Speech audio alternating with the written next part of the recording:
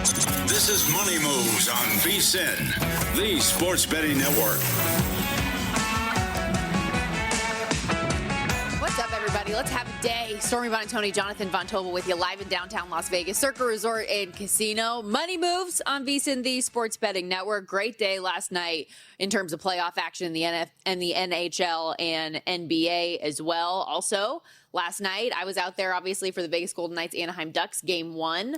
You'll love this. So I saw the one and only fearless leader here at VSiN, Bill Adey and Heather. Also Derek Stevens, owner and CEO here at Circa, where we're broadcasting from, his wife, Nicole. They were sitting behind the goal, right? Having an awesome time. I opened up the VSiN Daily Newsletter this morning, and for anybody who's a VSiN Pro subscriber, you get this in your inbox every day. You can also just go to vsin.com/newsletter. You can get your daily update, right? I open it up and I see the first line says, "Fun night here in Vegas. Thanks to an invite from Circa owner Derek Stevens." This is Bill Adey, who writes the newsletter every day. Says, "I watched the Golden Knights beat the Ducks 3-1 in Game 1 of their second round series." So here I am thinking, I'm like, oh, cool. I might get a little shout out of the newsletter today. He says, apparently Dave Tooley was there too. That's all. Moves on. And I knew you would like this after we had the conversation yesterday where you said, everybody's too nice about me. Everybody says too many things to me on social media or post pictures of me going to the game. Which they did. And then I get no shout out of the newsletter, even though Bill saw me talk to me multiple times too. They brought me snacks. I mean, maybe he listened and agrees with me. Have you ever thought about that? Somebody did post a picture of you on Instagram and I believe on Twitter as well. The Twitter one was just to troll you, though, for being transparent. Everybody's like, look at Stormy, did a great job, absolutely fantastic. I thought your second report was a little shaky, but... Thank you. Yeah. Did you actually listen to any of the game? No, I know you did. You had the NBA on, but it's fine. Neither here nor there. But I just thought that was so funny, especially after our conversation we had yesterday, that I opened up the newsletter this morning. I was like, I might get a little shout out today. Nothing. No. Zip. Zero. Zilch. No love from the bosses. Here I am just like trying my best. Double duty. Neither here nor there. Let's get into the day because we have a lot to get to. Time to set the table like we always do. Off the top here on Money Moves. Let's run it down. It's time for the top headlines and topics of the day. This is the Rundown. It's Tuesday, JVT. You know what that means. Tuesdays with Adam Burke. He's going to join us here at 11:30 Pacific, 2:30 Eastern. Full half hour with Burkey today. And in addition to all of the work he does here as our VSiN managing editor, also one of our resident MLB lead analysts. We got all 30 teams in action today. Lots of plays from Adam. Yeah, I think big picture, though, we got to talk a little bit about Scooble because I don't think we did it enough justice yesterday. Burke can give us a little bit more insight, including their pitching staff completely falling apart due to injury. What does that mean for the Central? His Guardians are there. What does it mean for Detroit as well? And just what the American League is as a whole, because it does not look like a really good league right now. But I think that would mean that there's some upward mobility for some of these teams that are scuffling right now. So we'll talk to Burke about that, too. Some futures implications. And as somebody who is high up on the board for AL Cy Young, some other names potentially that maybe we could have interest in.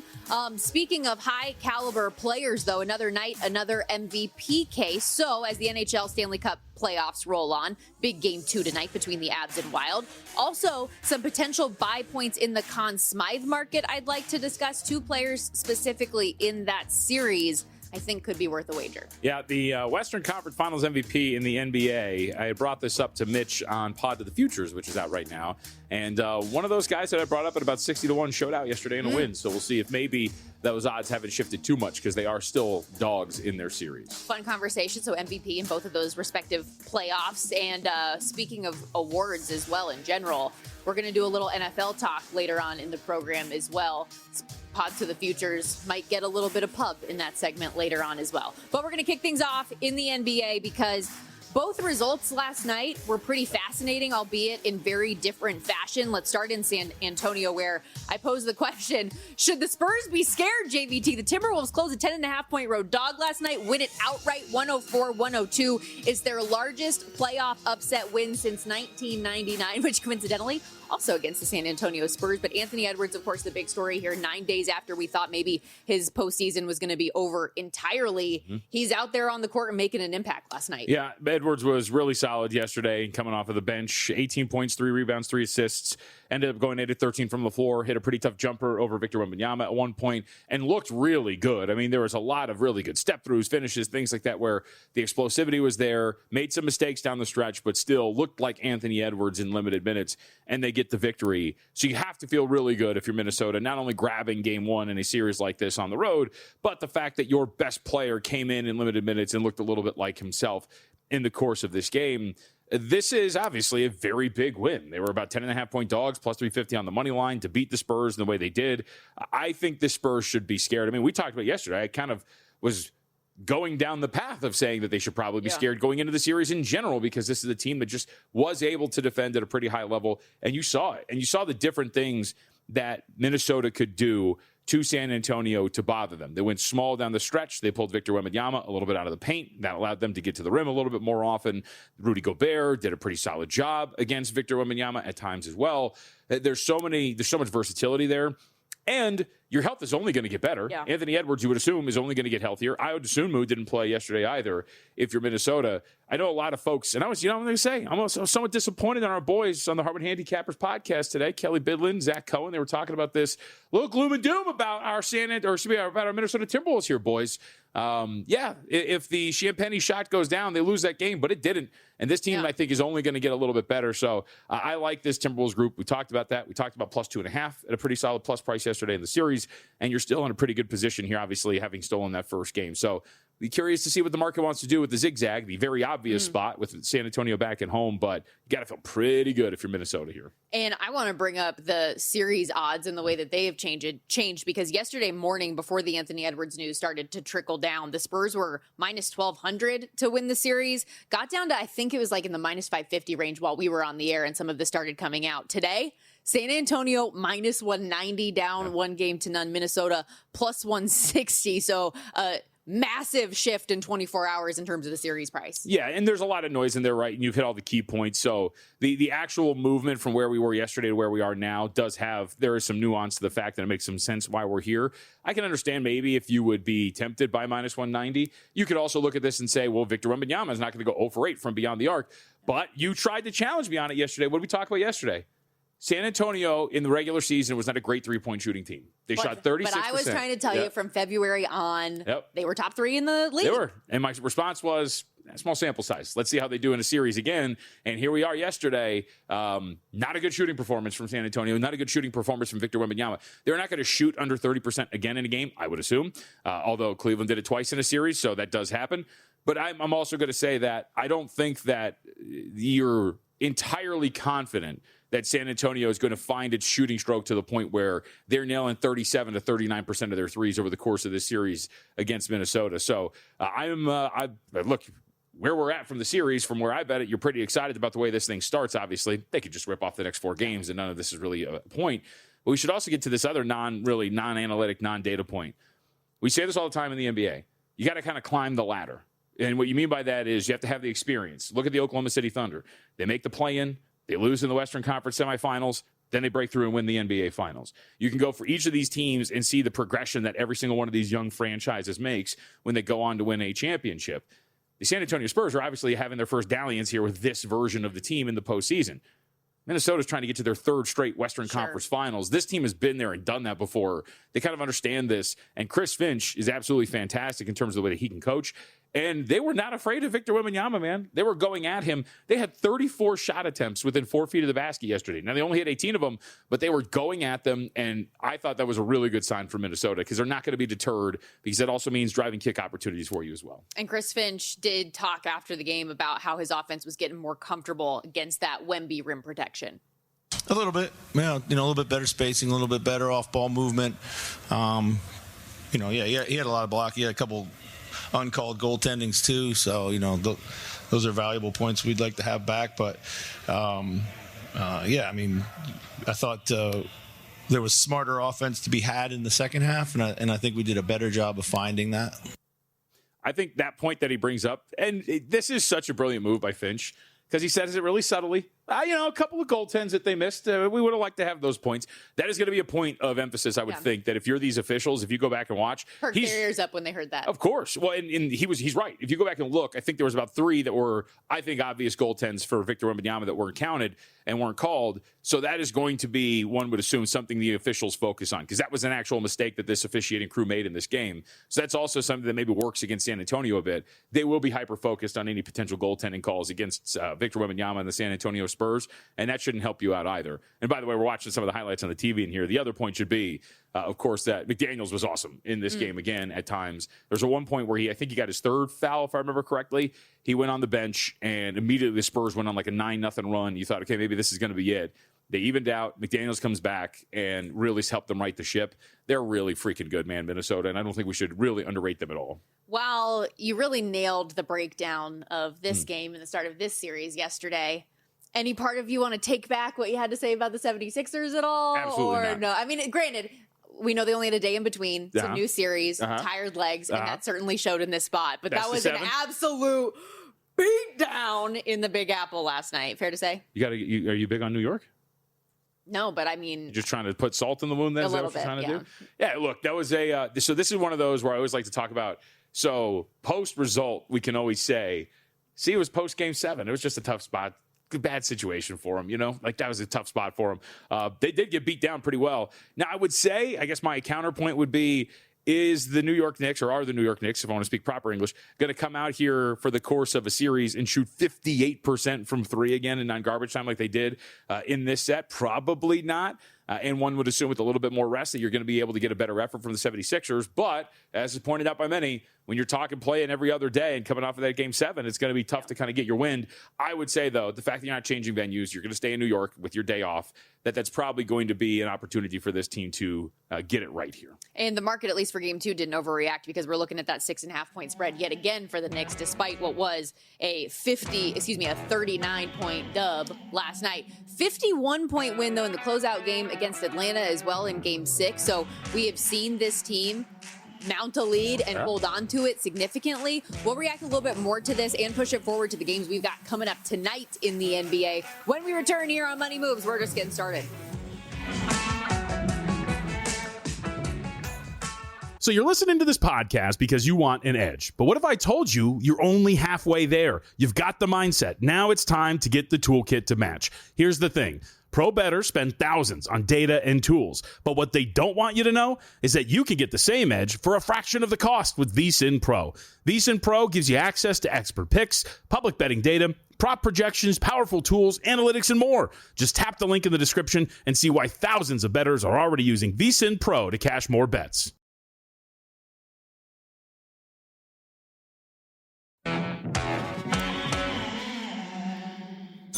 You're watching Money Moves here on VSiN, the Sports Betting Network. With a double-digit upset for the Timberwolves against the Spurs in Game 1, and then a beatdown between the Knicks and Philadelphia 76ers, New York gets it done in the Garden, 137-58. And JVT, for a team that has been playing basketball for 80 years, the Knicks' 2 largest playoff games wins have come in the last 5 days. They win by 51 in the closeout game 6 against the Hawks, 39-point win last night to kick off the East semis. Over the last 4 games now, they're winning by an average of 33 points, the largest by any team in any 4-game span in NBA playoff history. Good for them.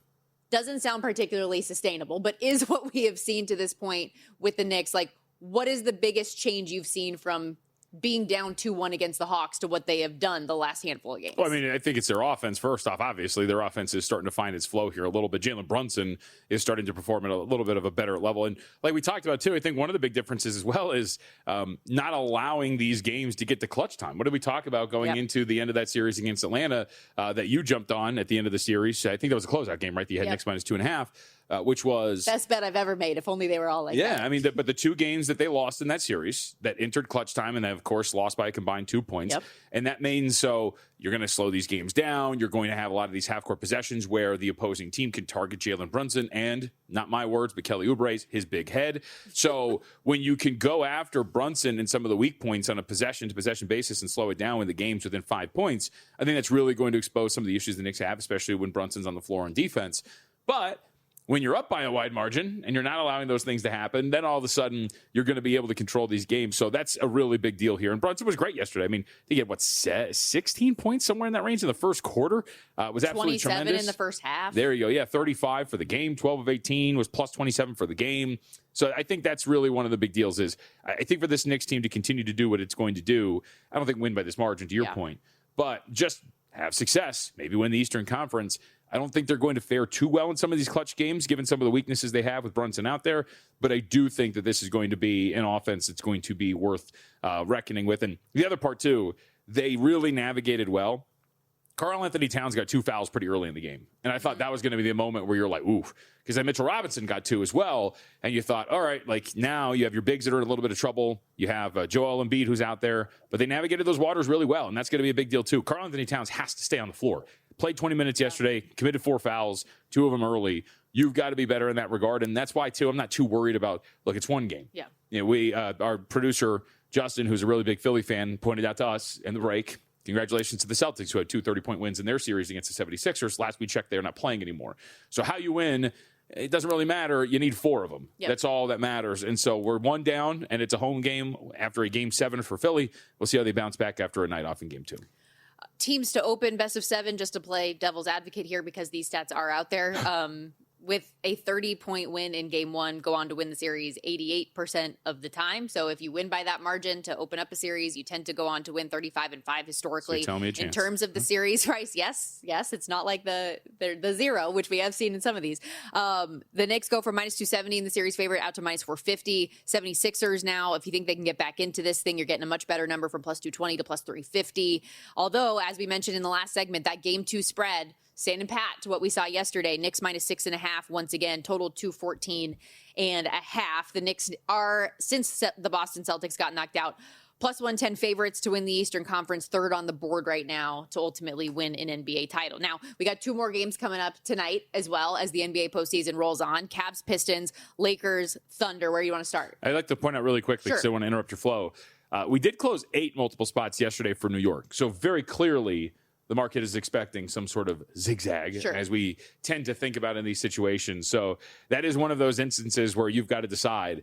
That was a lot of late movement, too. I know it was like 7.5 when we were on the air. It was like 7.5. And then it was going down to 7, yeah. Yep, and then we got the tip-off, and it closed 8 at a couple spots, including here at Circa, Superbook as well. So those are 2 spots at the very least where if it's closing, if it's moving, you have an idea that there's some respected action there. But the whole point here being is this is such a good example, how much do you respect the zigzag? Because while it might not seem like much, look, it's a 1.5-point adjustment off of a result. And the only reason that it has been adjusted is because the 76ers lost Game 1. So are we really changing the power rating? This is where I get caught up in a lot of the times. Sometimes it is just as easy as playing the zigzag. But oftentimes I look at those things and I'm like, why am I upgrading and or downgrading New York and or Philly just because Philly lost the first game? All right. So just keep that in mind.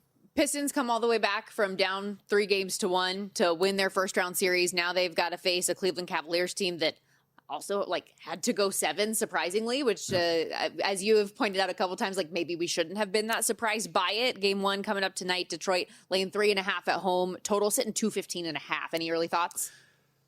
Man, this one's tough. I feel very conflicted, to be quite honest. I think that this is probably priced right where it should be. I don't think that there's much separating these 2 teams, especially after a series in which, as you said, Cleveland really scuffled with Toronto. And a lot of it, especially in that, you go back to just the other day because it'll be fresh in everybody's mind. Go back to that first half against Toronto in Game 7 on Sunday. A lot of that was just pure effort from the Raptors. Those were guys that were just hustling, getting to their spots where they should be, really just outrunning at times the Cleveland Cavaliers. Now, they eventually opened it up, and Jared Allen woke up in the second half, and they pulled away. But now you're getting a quality defensive team once again who's going to put in a similar type of effort. I think that is something to be said. And I mean, maybe this is thinking too much. Is there a thought that JB Bickerstaff might have some insight on some of the personnel for Cleveland, as things they don't like, things they do, things that bother them when it comes to the way they're going to play them defensively? I think Detroit deserves to be favored here, quite obviously. And I think the market's getting this right and just hanging up like, hey, look, we think that, we want to throw out home court at 3.5. We'll just throw it out and see what the market does. And I think it makes some sense that we're going to be floating around here.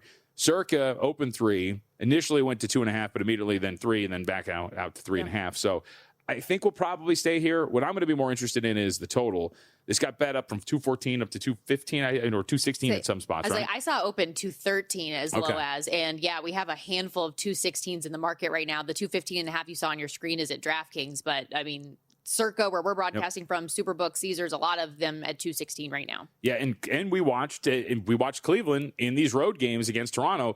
They really struggled. They shot under 30% from 3 in the road games against the Toronto Raptors. Is that going to continue for them? Their struggles in terms of their offense when they're playing away from home like they did against the Raptors. So if that's going to be the case, I see this, climbing up to 216. You wonder if there's going to be some buyback at some point. It's worth playing under. I don't think it's going to be an insanely fast series between the two. We know Detroit's overly reliant on Cade Cunningham whenever they get into their half-court sets, so that'll elongate some of these possessions. And if the shooting performance for Cleveland continues in that they weren't very good away from home, then I think you could see a scenario where this thing stays under the peak number right now that we're looking on the screen, which is 216.5. We're also going to begin the best of 7 with LA and OKC. The Lakers opening this series without Luka Doncic once again, who remains week to week with that hamstring. Saw a report from Shams Charania. He hasn't started, or is not even particularly close to starting full contact workouts out since April 2nd. Brian Windhorst said, listen, it's been a month already. I don't even know if the Lakers were to get out of the series if he would be available. So keep that in mind as part of it. If you've been holding out hope that Luka Doncic was going to be available. And this is a Thunder team that dominated the Lakers in their 4 meetings in the regular season, won all 4 by an average of 29 points per game. This spread has been bet up from 14 to 15.5 right now in favor of the Thunder at home. How do you see it? I mean, I don't want any piece of the Lakers. This is one. I think this is an easy one where I think you can scratch this off. I mean, maybe you get to the point where you look at this game over the total potentially. If the Thunder are going to be able to do what they want to do on offense, I think that's going to be, even if it's lopsided, can you get over a total? If we're talking about, I hate doing math on the fly. Let me see if I can get this.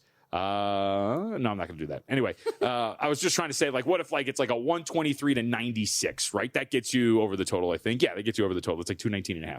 So even if you blow them out, then you could probably see a scenario in which you still get over the total. So maybe that's going to be something worth playing here. We saw this open, 214? It's still kind of right around that number right now. So haven't really seen a big edge. I'm somewhat surprised. I mean, we saw this open 14 at some spots and did get bet up to 15.5. I would agree with the market. I don't know if there's many matchups that work for the Los Angeles Lakers if Luka Doncic isn't out there. Yeah. I know you said it last series, well, like maybe we can just get a little bit more of that vintage LeBron and steal a game or something in this series. But I feel like it's an uphill battle in this one. Even in terms of the series prices, you think that the Thunder are going to sweep? Well, that's the favorite in the market for those exact results at plus 125.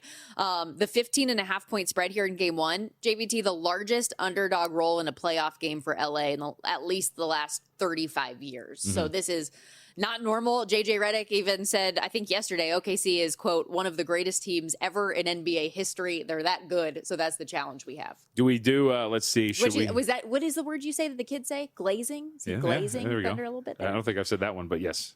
The kids do say glazing. Can I convince you to lay 1.5 games with the Thunder at minus 750? No, I'm not.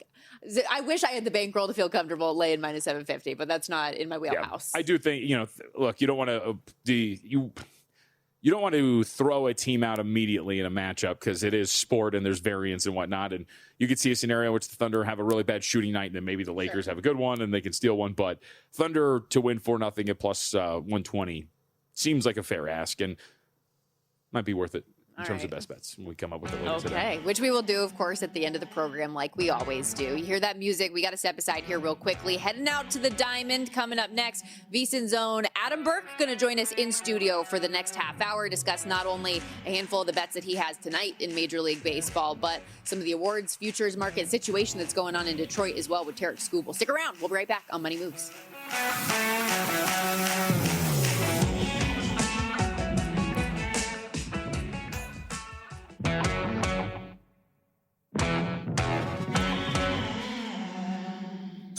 You're watching Money Moves here on VSiN, the Sports Betting Network.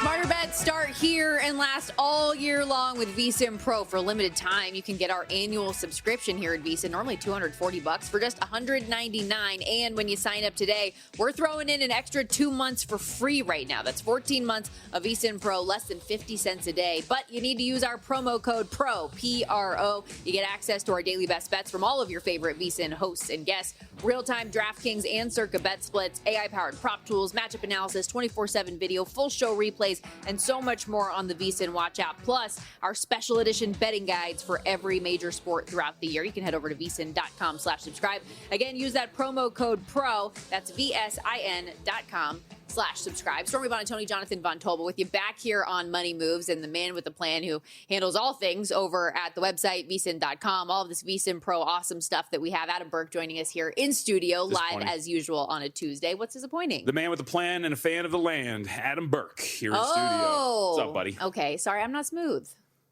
Better than mid-major Maestro. Yeah, that's a good one too. That was a good one too. I miss that. Yeah, personally. I kind of miss that too. We'll bring it back in college basketball season. I know we're going to primarily talk Major League Baseball here, and there's a lot to get into, but off the start of the show, I was like, we got all 30 teams in action, 15 games.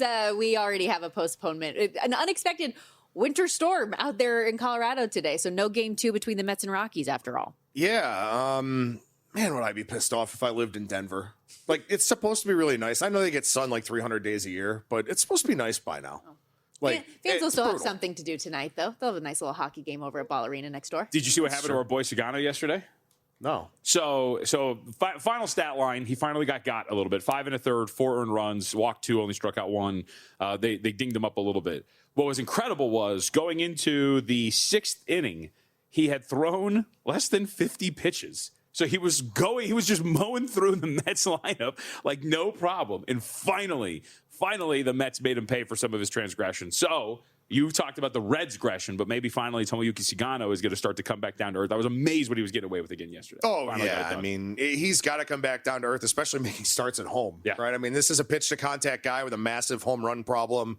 Not really a great ballpark for that. Also, it's not just the home runs. It's not just the way the ball carries there. It's also the most spacious outfield in Major League Baseball. So, for a guy in Sagano who is a pitch-to-contact guy, balls are going to find patches of green, as long as they're not finding, the green seats. Mm-hmm. So Tigers in action again today. Yesterday, an unexpected scratch. Tarek Skubal, reigning 2-time Cy Young winner, apparently has to have surgery. He's going to miss next 2 to 3 months potentially, although the team hasn't come out with an official timeline. Loose bodies in that elbow. So obviously terrible news if you're a Detroit fan or backer, or if you're somebody invested in him from a future standpoint. But what should people know about where Detroit stands right now?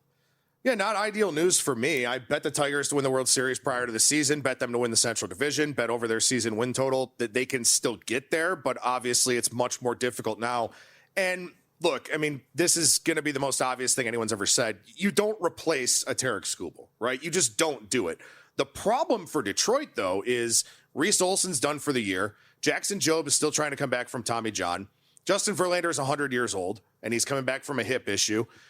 Their top 2 AAA guys, Sawyer Gibson-Long is hurt, and Jake Miller hasn't even made a start yet so far this season after getting hurt in spring training. So this is a true cluster injury situation. This is something we talk more about in terms of football, right? We talk about cluster injuries on the offensive line, stuff like that. But for the Tigers right now, they have massive cluster injuries in the starting rotation where Jack Flaherty can't find home plate, so he hasn't been all that effective. Framber Valdez is really the only true starter that they have right now. With Montero, he's kind of a 5th starter type of guy at best. It's going to be some choppy water for this team. And I will say this, I played the Royals to win the Central yesterday prior to their game against Cleveland. I don't think Cleveland is any good, as much as it pains me to say that. The Royals are hitting now. They've got good pitching. They have a solid bullpen, even if Estevez doesn't come back looking like the guy he was last year. This is a big boost for the Kansas City Royals, I think. Well, how come Cleveland's no good? Why don't you buy him? God, there are so many reasons. The bullpen's not very good. The offense is still bad. Another rough outing from Tanner Bybee yesterday where it wasn't all his fault. There was some bad luck. Ground ball to Travis Bazzana, hit second base, kind of changed direction a little bit, rolled through his legs, and it wound up being a very, very long inning for Bybee. But right now, I mean, it's Gavin Williams and Parker Messick. Joey Cantillo's very inconsistent. There was a lot of pitches because he's a high strikeout, high walk rate kind of guy. So he doesn't work deep into games. Hunter Gaddis is worthless out of the bullpen right now. And the help from below is kind of already here. Chase DeLauder has been up since, the start of the season. Travis Bazzana is up now. They have some bullpen reinforcements coming, but this is not a good baseball team. And honestly, I'm going to be surprised if Cade Smith makes it through the rest of the season with his workload the last 2 years as well. So again, I think the situation with Cleveland and kind of the snowball effect that's coming with them, and obviously everything going on with Detroit, Kansas City is the biggest benefactor by far. And coincidentally, Guardians and Royals facing each other this week. And the Royals, after what was such a rough start, have strung together a few wins now, like 1-8 of their last 10. They're on a 4-game win streak, looking to this one coming up today. They're home dogs to your Guardians, plus 102 on the money line. Gavin Williams going for Cleveland, minus 122 favorites, run total 7.5. And I know the total was what you were eyeing here. What do you see? Yeah, so Noah Cameron was supposed to get this start tonight for the Royals, and he got scratched. He's got a bad back. And, Normally the Guardians not facing a lefty would be a good thing for them because they haven't hit lefties in several years. But this year they actually are. They're actually a top 10 offense against southpaws this year. So maybe they would have had a shot against Cameron, a guy whose advanced run estimators are kind of showing some negative regression for him. Instead, they're going to get Stephen Kolek tonight. And Kolek is a guy kind of a lot like Michael Wacha last night. His changeup isn't quite as accomplished. It's not as big of a pitch for him as it is for Wacha or for Nick Martinez, who shut them down last week. But Kolek's a guy who throws a changeup. He's been better against lefties throughout the course of his MLB career. A guy that doesn't really issue a lot of walks, will pitch to contact, but doesn't give up a lot of loud contact. It's not a good matchup for the Cleveland offense tonight, I don't think. But also, I think Gavin Williams can have some success tonight as well. He's a guy who does have a walk rate issue. The Royals historically don't walk a whole lot. Wind is blowing in, so that should help in terms of knocking down some fly balls.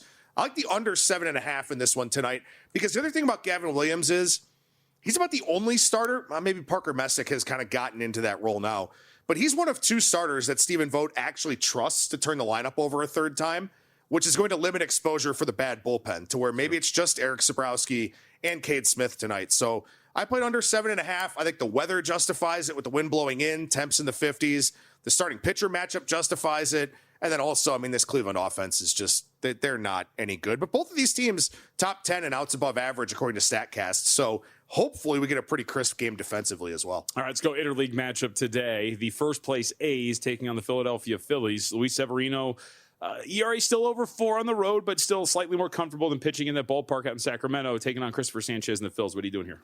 Yeah, so, the Phillies, I think we talked about it last Tuesday on the show, talking about the managerial changes and, how teams would respond and all that. Phillies have been great so far, 6-1 under Don Mattingly, whereas the Red Sox are still just kind of going through it right now. But this is a game tonight where I actually like the under in this game. Now, the wind is blowing out. Temps is around 80 for first pitch. It's very good hitting weather. So hopefully this one works out in my favor. But Christopher Sanchez is such an extreme ground ball guy. A lot of swing and miss, not a whole lot of walks, 57% ground ball rate. He's a guy that the weather really shouldn't impact a whole lot. And for Luis Severino, the adjustments that he's made over the last couple of seasons have basically been all about home run prevention. Last year, pitched to a lot of contact. It did burn him, particularly at home in Sacramento. But he's a guy who doesn't give up a lot of long balls anymore. And in fact, right now, he's running the lowest pull percentage against in his career. It's a lot harder to hit home runs if you're hitting them to the big part of the ballpark. If you're not pulling them, it's a much more difficult ask. So I think this one can actually stay under the total tonight. The A's are not very good against lefties. Don't see Sanchez at all. I think he completely shuts them down. And I think Severino, the savvy vet, is good enough to get by here in this game tonight, keep it lower scoring. Both bullpens pretty fresh as well. And Yohan Duran coming back for the Phillies.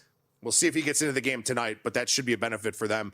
I took under 9 in this one. Stormy, pop quiz. Who, after last night, Don't is ask me anything baseball. Why are you the doing this worst to me? team in Major League Baseball record-wise? Oh, who? The Anaheim Angels. Are they going to trade Mike Trout to the Phillies? I don't think so. Soriano might get traded, though. I'd capitalize on it. Yeah, you have to, right? I'd make that move. You got to. I think so. I feel like the last moment of happiness you had about the Angels is when they beat the Padres, just to rub it in. And they still lost the series. No, it's probably when he saw Angels in the outfield as a kid. I've never seen the movie. Wait, what? What? Yeah, I've never seen Angels in the outfield. Wow, How is that possible?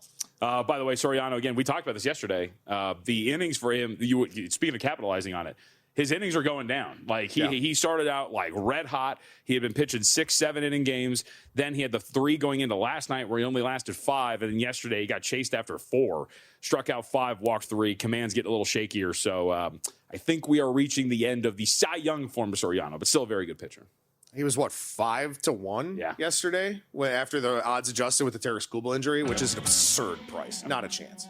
We can revisit that awards market when we come back. Still a number of games that we haven't discussed yet that Adam has plays on as well. So stick around. Very fortunate. Adam Burke going to hang out with us for one more segment to close out this hour. More money moves on the way after this. VSiN, the Sports Betting Network.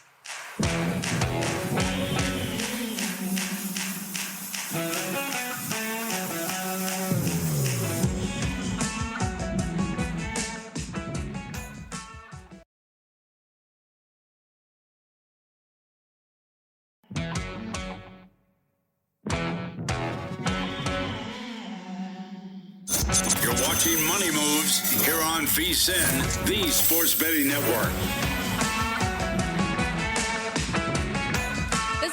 good one. After we were talking about the winter storm warning postponing the Mets and Rockies game out there in Denver, the guru tweeting at us, Denver actually only averages 245 to 256 sunny days a year. The popular 300 days a year claim is largely considered a marketing myth, Adam. Look at that. Pretty Good good. to know. Yeah. It's pretty good. Maybe does that person have some information for us on the airport? Because I would love to hear more about the Denver airport. That would be helpful. I am terrified of that red-eyed It's scary. horse. Yeah. It's not a good time. That said, make sure you tweet at us if you want to get involved in the show ever, at Storm Buonantony, at MeJVT. You can also email us if social media is not your jam, moneymoves at VSiN.com. Continuing to go through a little Major League Baseball action. Adam Burke, VSiN managing editor, kind enough to hang out with us for another segment. And before we left that last segment, guys, we were talking about the Cy Young Award market and Jose Soriano, how low his number had gotten down to. Fourth on the board right now, plus 650. Cam Schlittler, your favorite, at plus 230. Max Fried, plus 290. Dylan Cease, 5-1. But now that, as we mentioned earlier, Tarek Skubal no longer a part of this odds board, like, is there a name that has your attention that we should be looking at potentially with some value? I mean, it's kind of scary right now because there seem to be a lot of pitchers that are getting hurt or guys that are kind of showing potential signs of injury because, I mean, this is just going to become a war of attrition at this point for the AL Cy Young. I mean, you know, look, Schlittler's off to an incredible start, but again, he is a young arm, pitched a lot of high-stress innings last year that he had never really thrown before. That kind of worries me a little bit. There's just no value on Max Fried under 3-1. Like, Max Fried could very well win this award. He's very consistent. Obviously, he's been a workhorse throughout the course of his career. A lot of ground balls, so he can survive Yankee Stadium in the summertime and survive those other AL East ballparks. But at plus 290, like, I have absolutely no interest in that. Kevin Gausman gives up probably too many home runs in the summertime. DeGrom, I don't know if he's going to stay healthy. You could maybe talk me into Cole Reagans at 40-1. You know, it seems like he's kind of shaken off that comebacker in Cleveland where hit him on the thumb, had to leave that game, didn't look very good in his next start, but he's kind of shaking that off now. Plus, Reagans is going to get a chance to kind of feast on the AL Central a little bit throughout the course of the season. So I could see that at 40-1, but I'm not really excited to jump in on anybody here in this Cy Young chase right now. Can I give you a long shot? You can tell me about Sure. whether or not this is going to hold or not. Taj Bradley looks pretty good so far for the Minnesota Twins. Now, the question I think would be, because, you know, I have a Twins under, and part of my logic is that they're going to be sellers at the deadline. Yes. The worry would be is that Taj Bradley gets traded to a National League club. But if he stays in the American League and continues to pitch at this level, I know there's a slight discrepancy in the ERA and the fielding independent, but still, keeping this up the way that he's been pitching at 60-1, given the status of some of the pitchers in front of him as well, I think there's worse long shots to be had, no? Well, I think it's a good segue into one of my plays here for today. Maybe you did that on purpose, maybe you didn't. But I'm taking the Nationals today. Taj Bradley is on the mound. So it's going to be warm at Nationals Park, and Taj Bradley is an extreme fly ball guy who's starting to get barreled up now. You know, he's made some changes in terms of his sequencing and his location since joining the Twins. 285 ERA is good. 399 expected ERA is, you know, pretty good. 382 FIP, 408 xFIP, and he's given up a lot of hard contact here so far this season. Not only that, 56% first pitch strike percentage, swinging strike rate under 11%, chase rates under 28%. I don't think he can keep getting all these swings and misses. I don't think he can sustain a 25% strikeout percentage with those numbers that are there. Hard hit rates 47%. 8 barrels allowed in his last 2 starts. I'm fading him today. I'm backing the Nationals. So in a long-winded way, no, I would not back Taj Bradley for the Cy Young because as it warms up, guys like him, pretty extreme strike throwers, but who work up in the zone and give up a lot of fly balls and give up a lot of barrels, when things start to carry, that becomes a really big issue. And look, Minneapolis, St. Paul in April, ball's not going to carry. You know, if you're playing other games in the Great Lakes, the Midwest, East Coast, ball's not going to carry. In the summertime, it'll carry. And I think that's where Taj Bradley really sees a correction, and maybe we kind of see a snippet of that here today. Probably still out there at 60-1 for a reason. JVT, I don't know the reason why you wanted to discuss the Chicago White Sox, but I'll give you the floor because I know that was top of mind for you today as well. It was just it was an oversight by me. We did move on pretty quickly, but we talked about how bad the American League Central looks, and we should throw out there that the White Sox look like they're obviously much better. They were a really sexy preseason team. We've talked about them over the win total, whatnot. Could they actually be a contender? And what looks like, again, the American League as a whole stinks. Yes. Of the teams that are in this league, only 4 have a positive run differential right now. 4 teams in the American League Central have a negative run differential. And the one with a positive just lost Tarek Skubal and is probably going to start to slip here a little bit. So could there be room for the White Sox to actually challenge for this division? I think it's possible. There's seems also low. a reason why they're 20-1 still in a division that is as bad as the AL Central is. But I mean, first of all, I do like the White Sox tonight, so we could probably dig into that a little bit more. But Zach Bovee, their pitching coach, like Davis Martin, all of a sudden is pretty good. Yep. Shane Smith is out. We'll see what he looks like when he comes back. Grant Taylor's a guy they're turning into a multi-inning weapon. Eric Fetty's actually looked pretty good throughout the course of the season here. 3.24 ERA, 3.32 expected ERA. The offense, a lot of young guys kind of coming together. This is a top 10 offense in a lot of different metrics, certainly here over the last couple of weeks. They're starting to believe. They're starting to kind of buy in here. And individually, players are starting to develop a little bit more. Now, over the grind of 162 games, when you've got a lot of young players, it's very hard to expect them to be consistent for that long of a period of time, which, again, is why the Tigers, the Royals, and even to some degree the Guardians, still have a much better shot than the White Sox do. But I've been very impressed so far with what I've seen from Chicago. Now, again, they've only played, 35 games? Mm-hmm. So it's kind of hard to buy in now. But if these things kind of keep progressing the way that they are, and as you said, I mean, the Central's not great, right? Skubal's already hurt. If, let's say, the Guardians lose a Gavin Williams or a Parker Messick or something like that, or God forbid, Jose Ramirez, like all of a sudden they're way on the outside looking in. There's a path for Chicago. They just really have to continue, I think, overperforming for a large stretch of the season. Short price today with Fetty on the hill, taking on, as JVT mentioned, the worst team in Major League Baseball right now, and his Angels, minus 108 on the White Sox side, minus 112 for Anaheim, run total 9, and you do have a play in this game, I see as well. Yeah, so the White Sox are 9th in WRC+, weighted runs created plus against left-handed pitching so far this season, 10% walk rate. And also they're second in home runs with 17, even though they're 14th in plate appearances against lefties. So they're hitting for some power. Sam Aldeguerri is getting the start here today for the Angels. I don't know how long he's going to last in this game. Probably not very long. But Chicago is facing a lefty at the outset, and they've hit lefties very well. Eric Fetty just shut this team down last time out. Gave up a couple of solo homers, but other than that, average exit velocity under 84 miles per hour. So he gave up the 2 barrels. That was pretty much it. That was all the hard contact that the White Sox got in that one, or that the Angels got in that one off the White Sox starter. Chicago's bullpen is in fine shape. And look, this is not really something quantifiable, so it's kind of an uncomfortable thing for me to talk about because I'm so deep into the numbers, but the vibes suck with this Angels team, right? Like, you've got the manager and the GM who are both tied together on 1-year contracts. Kurt Suzuki just seems overwhelmed at this point in time. They've lost, 13 of 15, 13 of 16. Like, this thing is just completely getting out of control for them. They're not talented enough to stop it, and I don't think they have enough leadership to really stop it. So this team's going to continue to be bad. The bullpen is not very good. The offense is not very good. And I just think all around, like, there's so much dysfunction within this organization that it's just leaking over to the field. Pop quiz, who's dead last in bullpen ERA this season? Would it be Anaheim? No, it's actually the Houston Astros. Why did you do this to me? You told me in the commercial break. Oh. The Angels are 29th. They are not particularly great. I would agree with that, but all points, and minus the rat infestation as well that took over the stadium. You see that news the other day? Yep. Absolutely fantastic. All right. Sounds like they cloned Artie Moreno. Hopefully he's going to sell the team here pretty soon. All right, last 90 seconds. I'm so mad at you right now. Can we do anything with how bad the American League looks overall? Like, are we just betting like the Royals to have some upper momentum? Do we just bet the Yankees because they look like they're like the head and shoulders best team in the American League? This league looks really bad. We're only about 35 games in, but that's still a large enough sample size, I think, to start to be concerned about it. Yeah, you know what? The problem is right now that the Yankees just look so much better than everybody else. And we talked about it already. Cam Schlittler and Max Fried are your 2 favorites right now to win the AL Cy Young. And like, Garrett Cole's not even back yet.